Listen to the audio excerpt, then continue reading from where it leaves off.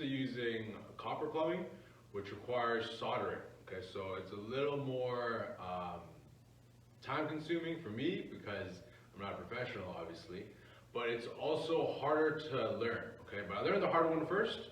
If I did that, this should be easier, right? So everybody that I know has been telling me to get with Pex, get with Pex, get with the times, right? Because it's the easier way to route your water lines and water supply. So here we are. So I bought some new tools here. This is what you call a crimper, okay? So the idea of this, it's gonna crimp little metal, I don't know what you call it, little metal brackets that tighten the Pex plumbing to whatever fitting you choose to use, okay? So, got this from Princess Auto. It's called a waterline crimper, so it comes with this, and it comes with a little checker thing here, okay? So there's literally a couple things here. It says go and no go. And the idea is that you want to test it after you crimp it to make sure that you didn't crimp it too tight. If you crimp it too tight, it squeezes the pipe and it becomes more of an oval. And that's how you can get leaks down in the future, okay? So in front of you, we have 200 feet of Pex water supply lines. It's 1/2 inch in diameter so that I can match it and fit it with the existing copper pipes that are in the house right now. So I got 2 colors, white for cold water, red for hot water. All right.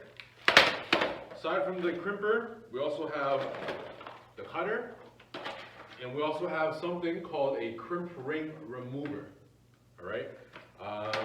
Altogether, it really didn't cost that much, under $100. You can get everything that I have here.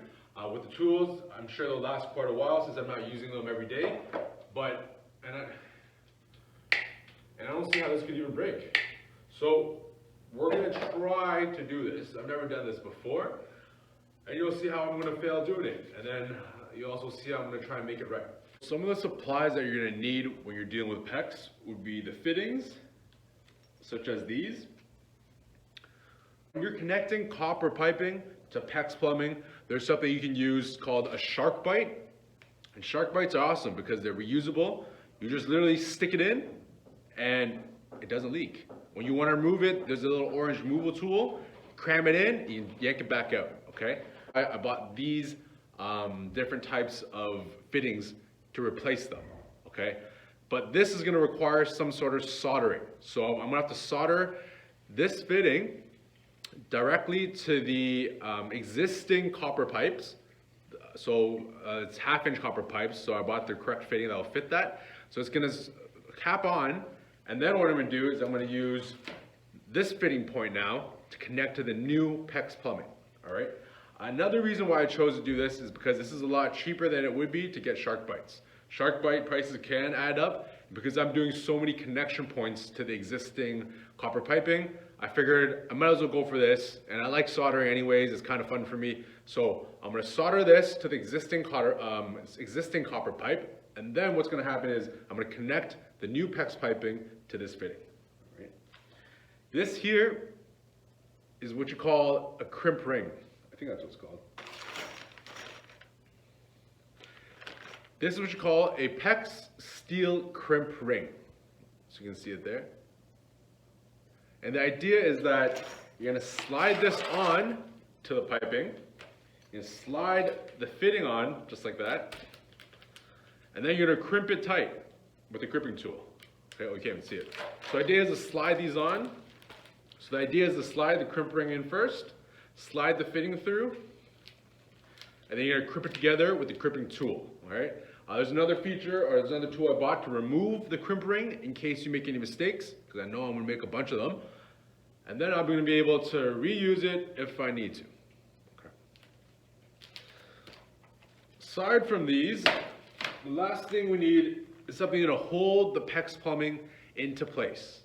Okay, so you don't want the pipes moving around with the water going through because it's pressurized. It might move, it might cause abrasion against the wood or steel studs that you have, and it could cause damage or leak in the future. So the idea is you want to secure your Pex piping to whatever studs, frame, whatever it is that it's running against. So that's why we have these here, okay? So they come in packs. I bought a pack of 100 pieces just in case. I've also bought 50 pieces of the right angle crimps or right angle fittings, and also a bunch of these T's here, all right? And also different packs of the different fittings that I plan to use, okay? I bought way too much, to be honest, but the idea is that I don't have to go back to the hardware store. We're back at it. The previous video, I was showing you the tools.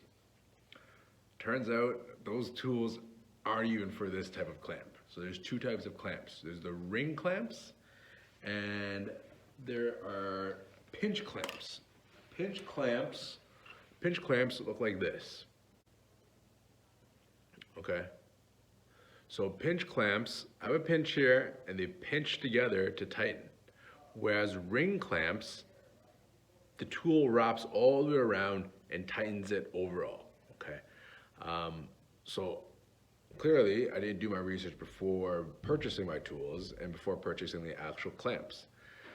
So now, these clamps, you can remove, apparently what people say is sticking a screwdriver in there. So in my experience, you need a very thin screwdriver in order to get in there, okay? So I've used an assortment of different pliers and different cutters to try and loosen these things up. After you loosen it enough for you to stick a screwdriver in, you can pry it off these locks. Pry it off of these locks so you can loosen it up. Okay, so I knew that this clamp was done, so I tried to cut it, I tried to do a whole bunch of stuff. I was just trying to save the fitting part and kind of fiddle with it and see how it works, okay? As you can see, I got a bit of damage there, but it's fine.